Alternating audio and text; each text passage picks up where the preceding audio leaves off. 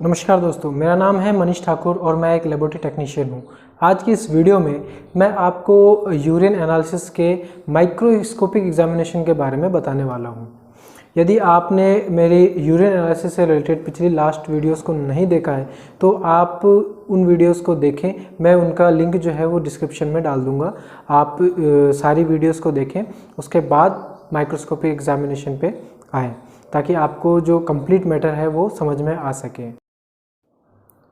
तो चलिए स्टार्ट करते हैं हम हमारा आज का topic microscopic examination of the urine. तो माइक्रोस्कोपिक एग्जामिनेशन करने के लिए जो प्रिपरेशन है, जो प्रोसीजर है, वो बहुत ही इम्पोर्टेंट है। प्रोसीजर के बारे में मैं आपको थोड़ा सा ब्रीफ कर देता हूँ कि जो भी हमारा कंटेनर होगा यूरिन का, उसमें से हम लगभग 5 ml के करीब यूरिन जो है वो सेंट्रीफ्यूज टेस्ट ट्यूब में ट्रांसफ़र करेंगे। लगभग 5 ml या फिर हम कह लें तो 3/4 हम टेस्ट ट्यूब में यूरिन का सैंपल ले लेंगे। फिर उसके बाद हम उस सैंपल को सेंट्रीफ्यूज करेंगे 2500 आरपीएम पे 5 मिनट के लिए। जब हम 2500 आरपीएम पे 5 मिनट के लिए सेंट्रीफ्यूज कर देंगे तो हमें टेस्ट ट्यूब के नीचे कुछ एक बटन सा दिखाई देने लगेगा जो कि सेडिमेंट होगा, जिसमें सारे एलिमेंट्स वगैरह होंगे और जितने भी सब्सटेंस है यूरिन के सैंपल में वो इसमें प्रेजेंट्स होंगे। तो अब हम क्या करेंगे, जो ऊपर का जो पार्ट होगा सुपरनेटेंट, उसको हम ट्रांसफ़र कर देंगे दूसरी टेस्ट ट्यूब में ताकि हम प्रोटीन का एनालिसिस कर सकें। और सबसे नीचे की जो ड्रॉप होगी, सबसे नीचे की एक छोटे से बटन टाइप की ड्रॉप होगी, उसको हम क्या करेंगे, उसको एक ग्लास स्लाइड पे ट्रांसफ़र कर लेंगे उस बटन को इस तरह से। तो एक हमारे पास कंसनट्रेटेड यूरिन का सैंपल हमारे पास अवेलेबल हो जाएगा। अब इस पे क्या करते हैं, हम इसके ऊपर हम एक कवर स्लिप लगा देंगे। ध्यान से लगाएंगे ताकि कवर स्लिप के अंदर बबल्स ना रह पाए, क्योंकि बबल रहेंगे तो माइक्रोस्कोपिक एग्जामिनेशन में हमें थोड़ी दिक्कत आ सकती है। तो इसलिए सावधानी से एक कवर स्लिप जो है हम ग्लास स्लाइड पे रख देंगे। अब इसके बाद ये हमारी जो है यूरिन के माइक्रोस्कोपिक एग्जामिनेशन के लिए स्लाइड जो है वो तैयार हो चुकी है। अब उसका क्या करेंगे, हम माइक्रोस्कोप के अंदर उसका एग्जामिनेशन करेंगे। तो ये प्रोसीजर जो है बहुत सिंपल सी है, बट सबसे इम्पोर्टेंट प्रोसीजर यही है माइक्रोस्कोपिक एग्जामिनेशन में। क्योंकि यदि हमारे पास कंसनट्रेटेड यूरिन का सैंपल नहीं आता है या ओनली सिर्फ और सिर्फ ऊपर का सुपरनेटेंट रह जाता है तो हमें रिजल्ट्स जो हैं वो क्लियरली दिखाई नहीं देंगे। ठीक है, इसलिए इस प्रोसीजर को बहुत सावधानी पूर्वक किया जाता है। तो पहली जो चीज़ हमको दिखाई देती है यूरिन के माइक्रोस्कोपिक एग्जामिनेशन में, जो पहली चीज़ है वो है पस सेल या फिर हम उसको ल्यूकोसाइट कहते हैं। पस सेल या ल्यूकोसाइट्स को हम देखते हैं।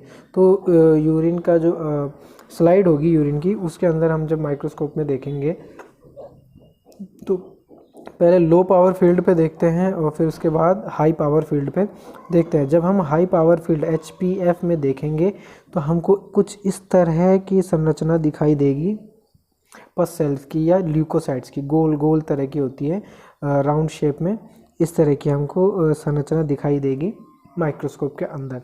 तो यदि ये 2 से 5 है तो जो नॉर्मल रेंज है पस सेल्स की, वो नॉर्मल यूरिन में 2 से लेके 5 पस सेल्स पर हाई पावर फील्ड हो सकते हैं। दूसरी इम्पोर्टेंट जो माइक्रोस्कोपिक स्ट्रक्चर है वो हमको दिखाई देती है एपिथेलियल सेल्स। जो एपिथेलियल सेल्स हैं वो हमें माइक्रोस्कोप के अंडर में कुछ इस तरह की दिखाई देती हैं। बड़े ध्यान से आप देखिएगा, कुछ इस तरह की संरचना हमको दिखाई देती है। ये पस सेल्स से काफ़ी बड़ी होती हैं और ये देखिए, मैं आपको स्ट्रक्चर इनका ड्रॉ करने की कोशिश करूँ तो कुछ इस तरह की ये स्ट्रक्चर्स होते हैं एपिथेलियल सेल्स के। तो एपिथेलियल सेल्स जो हैं उनकी जो नॉर्मल वैल्यू है वो हमारे नॉर्मल यूरिन में 2 से लेकर 3 पर हाई पावर फील्ड सेल्स हो सकती हैं। थर्ड पॉइंट देखना होता है इरिथ्रोसाइट्स। इरिथ्रोसाइट मतलब कि रेड ब्लड सेल्स। तो रेड ब्लड सेल्स जो है वो यूरिन में नॉर्मल सर्कमस्टांसेस में प्रेजेंट नहीं होती है। बट यदि पेशेंट को हेमेचूरिया है जिसमें ब्लड लॉस होता है यूरिन के थ्रू, या कोई रीनल डिसफंक्शनिंग है, रीनल फेलियर है, तो उसमें क्या होगा, जो ब्लड है वो यूरिन के थ्रू बॉडी से पास आउट होगा। तो ऐसी कंडीशन में हमको यूरिन के सैंपल में इरिथ्रोसाइट्स दिखाई देंगे। इरिथ्रोसाइट की हम बात करें तो वो कुछ इस तरह के दिखाई देते हैं। ये देखिए क्लस्टर या फिर फ्री फॉर्म में भी अवेलेबल होते हैं ये। और जो आरबीसी की जो संरचना होती है वो तो आपको आगे आने वाली वीडियोस में हम क्लियर कर देंगे। फोर्थ जो चीज़ हमको देखनी होती है वो होती है कास्ट, कि यूरिन में जो है किसी तरह का कोई कास्ट तो प्रेजेंट नहीं है। कास्ट की जो है वो कुछ इस तरह की संरचना हमको दिखाई देगी। नॉर्मल कंडीशन में ये कास्ट जो है वो एब्सेंट होती है। फिर कास्ट के टाइप देखने होते हैं कि वो रेड सेल्स के कास्ट हैं, मतलब आरबीसी के कास्ट हैं। आरबीसी के कास्ट कुछ इस तरह से दिखाई देंगे। वाइट ब्लड सेल्स के कास्ट जो है वो कुछ इस तरह से दिखाई देंगे, जिसमें गोल गोल संरचना जो है वो डब्ल्यूबीसी की दिखाई देंगी। फिर एपिथेलियल सेल्स के कास्ट हमको दिखाई दे सकते हैं, जैसा कि अभी थोड़ी देर पहले मैंने आपको एपिथेलियल सेल के स्ट्रक्चर के बारे में बताया। तो देखिए उसी तरह के स्ट्रक्चर जो है वो जब क्लस्टर में आ जाते हैं और एक जगह, तो वो कास्ट के जैसा यदि फॉर्म कर ले तो इस तरह की संरचना बनाएंगे।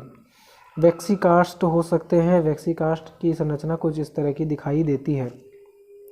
म्यूकस के थ्रेड्स जो हैं वो प्रेजेंट हो सकते हैं यूरिन के सैंपल में, बट ये नॉर्मल कंडीशन में नहीं होते। तो जो थ्रेड, जैसा कि नाम से पता चल रहा है थ्रेड मतलब रस्सी के धागे की जैसी संरचना है, ये इस तरह की संरचना दिखाई देती है। ये म्यूकस की थ्रेड है। यीस्ट सेल हमको दिखाई दे सकती है। किसी तरह का यीस्ट का इन्फेक्शन यदि हो यूरिनरी ट्रैक में तो तब हमें बडिंग सेल्स दिखाई देंगी यीस्ट की। ये देखिए नॉर्मल यीस्ट सेल है और उसके जो है वो बड का फॉर्मेशन हो रहा है, तो बड भी है और तो ये बडिंग सेल बडिंग यीस्ट की सेल्स हमें दिखाई देंगी। 7 जो स्ट्रक्चर इम्पोर्टेंट है वो होती है बैक्टीरिया। तो बैक्टीरिया जो है, जब यूरिन में बैक्टीरियल कंटामिनेशन होगा या यूरिनरी ट्रैक में किसी तरह का बैक्टीरियल इन्फेक्शन होगा, तो ऐसी कंडीशन में हमको बैक्टीरिया देखने को मिलेंगे। तो बैक्टीरिया जो है कुछ इस तरह की संरचना हमको दिखाई देती है। यदि बैक्टीरियल इन्फेक्शन बहुत ज़्यादा है तो हमको स्लाइड में जो बैक्टीरिया के काउंट है वो काफ़ी ज़्यादा दिखाई देंगे। बट यदि बैक्टीरियल इन्फेक्शन कम है तो हमको जो इनके काउंट है, बैक्टीरियल काउंट, वो काफ़ी कम दिखाई देंगे। 8 चीज़ हमको दिखाई देती है वो है स्पर्मेटोजोआ। ये स्पर्मेटोजोआ होता है जो स्पर्म का प्रिकर्सर होता है। यदि किसी तरह का जेनिटल ट्रैक में किसी तरह का इन्फेक्शन होता है तो ऐसी सिचुएशन में हमको स्पर्मेटोजोआ दिखाई देती है। क्रिस्टल्स जो है वो भी हमको यूरिन में दिखाई दे सकते हैं। तो क्रिस्टल भी कई तरह के होते हैं, जैसे इस डायग्राम में आपको यूरिक एसिड के क्रिस्टल दिखाई दे रहे हैं, जो कि लगभग रेक्टेंगल के टाइप के होते हैं। तो इस तरह के जो है वो जो स्ट्रक्चर है वो यूरिक एसिड के क्रिस्टल्स कहलाते हैं। कैल्शियम ऑक्जेलेट के क्रिस्टल्स की बात करें तो वो कुछ इस तरह की दिखाई देंगे। ये जब किसी तरह का स्टोन होता है तो ऐसी सिचुएशन में हमको क्रिस्टल्स वगैरह यूरिन के सैंपल में दिखाई देता है। यूरिनरी ट्रैक में स्टोन हो या ब्लैडर में स्टोन हो तो ऐसी कंडीशन में हमको कास्ट दिखाई देते हैं। जब वो कास्ट जो है वो यूरिन के थ्रू पास आउट होते हैं तो यूरिन के सैंपल में हमको इस तरह के कास्ट दिखाई देते हैं। कोलेस्ट्रॉल के कास्ट हो सकते हैं। जब कोलेस्ट्रॉल यदि बढ़ जाए बॉडी में तो इस तरह की संरचना हमको दिखाई देती है कोलेस्ट्रॉल की। ट्रिपल फॉस्फेट के कास्ट हो सकते हैं, वो इस तरह की संरचना हमको ट्रिपल फॉस्फेट के कास्ट में दिखाई दे सकते हैं। और किसी तरह का पैरासाइट हो तो उसके एग्स या फिर वो पूरा पैरासाइट भी हमको यूरिन के सैंपल में दिखाई दे सकता है, जैसे कि इस डायग्राम में आपको दिखाया गया है। इन डायग्राम को दिखाने का मकसद ये है कि इस तरह के क्वेश्चन कॉम्पिटिटिव एग्ज़ाम में पूछे जाते हैं, जिसमें कि आपको सिर्फ़ और सिर्फ डायग्राम दे दिया जाएगा और उस डायग्राम से रिलेटेड आपसे ये पूछे जाएंगे कि बताइए ये किस तरह का सैंपल में यदि इस तरह की संरचना है तो वो कौन से सब्सटेंस को दर्शाता है। मान लीजिए ये सिर्फ एक डायग्राम दे दिया कि ये जो संरचना है वो किस कंडीशन को बताता है या किस चीज़ की संरचना है या स्ट्रक्चर है, तो ऐसे में जो ऑप्शन होगा वो वैक्सी कास्ट का सही ऑप्शन होगा। तो आज की इस वीडियो में हमने जाना microscopic examination of the urine को। और पिछली 2-3 वीडियो में मैंने आपको यूरिन एनालिसिस का इंट्रोडक्शन बताया है, फिर उसके बाद मैंने फिजिकल एग्जामिनेशन ऑफ यूरिन को समझाया है, फिर उसके बाद केमिकल एग्जामिनेशन ऑफ यूरिन को भी समझाया है, और इस वीडियो में मैंने आपको माइक्रोस्कोपिक एग्जामिनेशन के बारे में बताया। तो आशा करता हूँ आपको ये टॉपिक समझ में आया होगा। आने वाली नेक्स्ट वीडियो में हम यूरिन एनालिसिस की जो रिपोर्ट होती है उसको किस तरह से पढ़ें या रिज़ल्ट का इंटरप्रिटेशन हम किस तरह से कर सकते हैं उसके बारे में बताने वाला हूँ। यदि ये वीडियो आपको थोड़ा सा भी काम का लगता है तो इस चैनल को आप सब्सक्राइब करें, लाइक करें और शेयर करें, ताकि मेडिकल लैब टेक्नोलॉजी से रिलेटेड आपको जो फ्री लेक्चर्स हैं वो टाइम टू टाइम अवेलेबल हो सके। आपने मुझे अपना इतना टाइम दिया, इसके लिए थैंक यू सो मच।